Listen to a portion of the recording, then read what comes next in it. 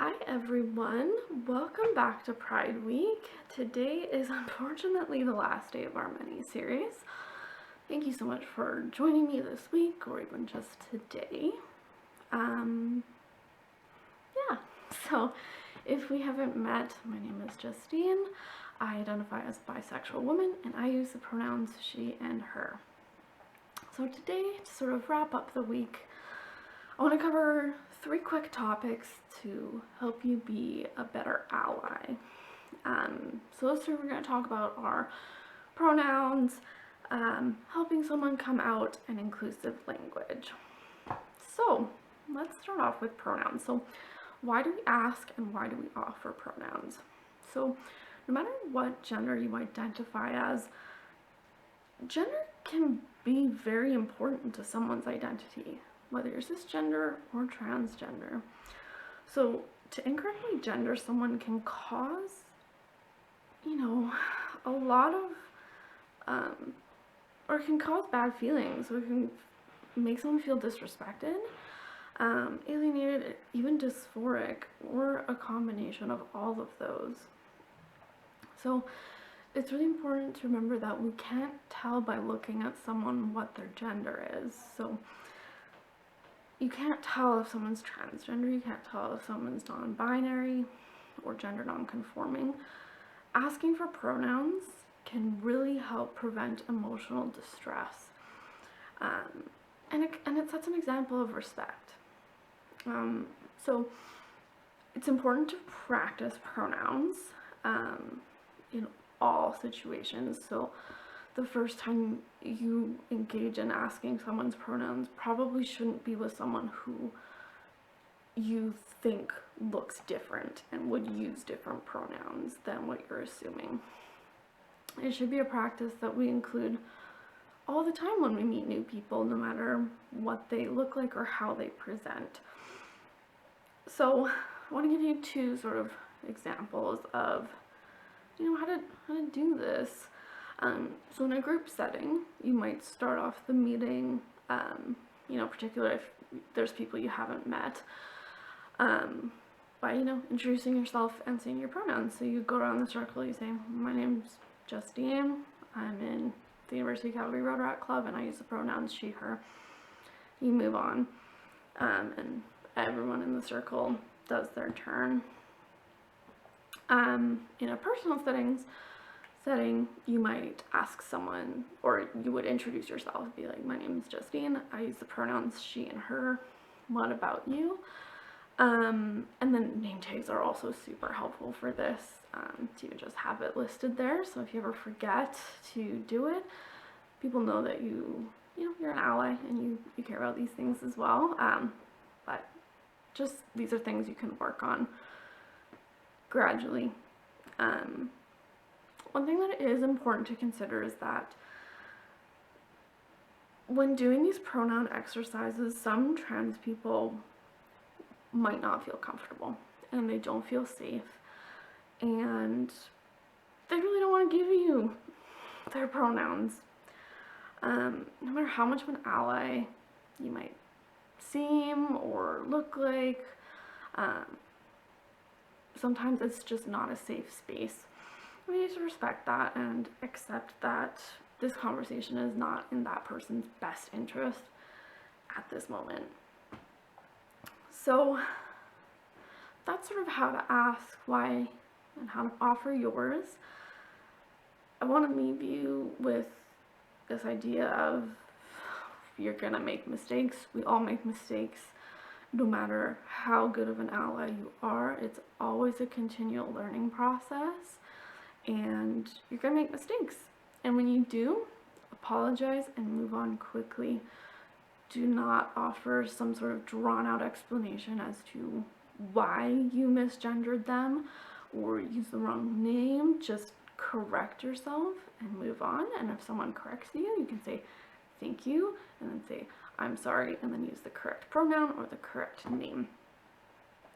So as well, if you do ever need to ask for someone's pronouns, you can just simply ask what are your pronouns, what are your personal pronouns, but I do think it is really nice to start by introducing yours first,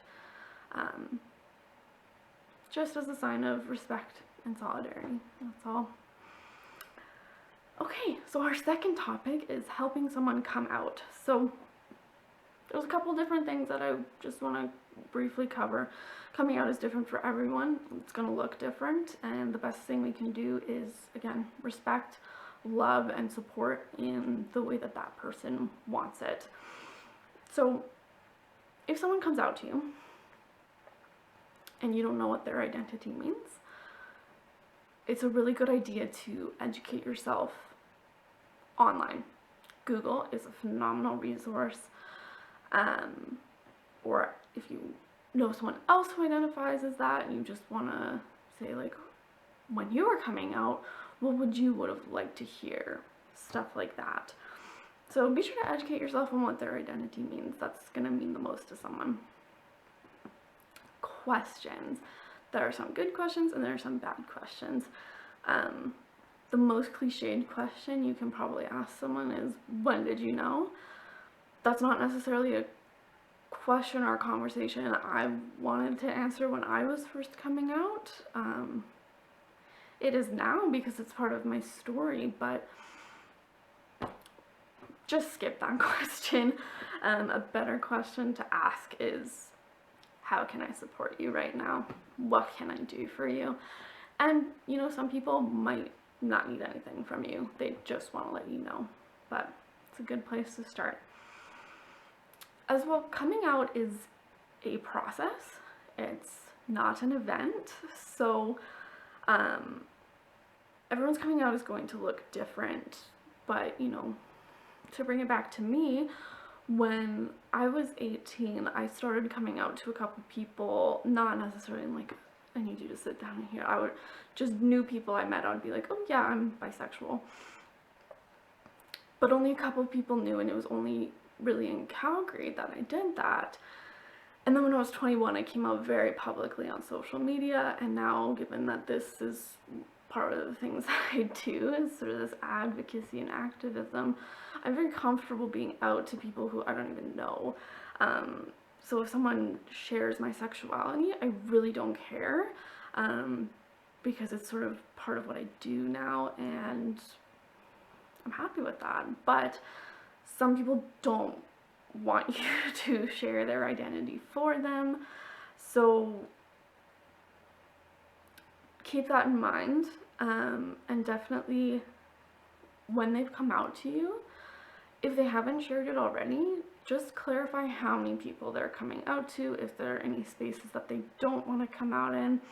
For example, for me, even, I did not want to be out in Rotary for a long time because I was scared about how Rotarians would judge me. But I did have a couple friends in Rotary that I told, and I made it clear that this is as far as it goes right now, and then we move on. Some people might never want to come out to certain people. That is their decision, but it's good for you as an ally, as a friend, to understand that right out the gate. And it's also really important that you don't accidentally out someone. So that's, again, ask what sort of situations and contexts they are out in, so you don't make a joke or an offhand comment in front of the wrong person. Okay, and then lastly, I want to have a quick conversation about inclusive language. So a lot of our gendered language comes from a place of assumption that everyone sort of fits into binaries. And that can be very hurtful to members of the LGBTQ community. So there's nothing wrong with using gendered language with someone that we are comfortable with, or like we know their pronouns, we know how they identify. So, you know, if you know someone, you say like, oh, good evening, sir. If you're approaching a group of people, you know they're all women, they all identify as women, there's nothing wrong saying, good evening, ladies. Stuff like that. It's the assumptions that in a group of people, we use these gendered terms. They can be quite hurtful to some.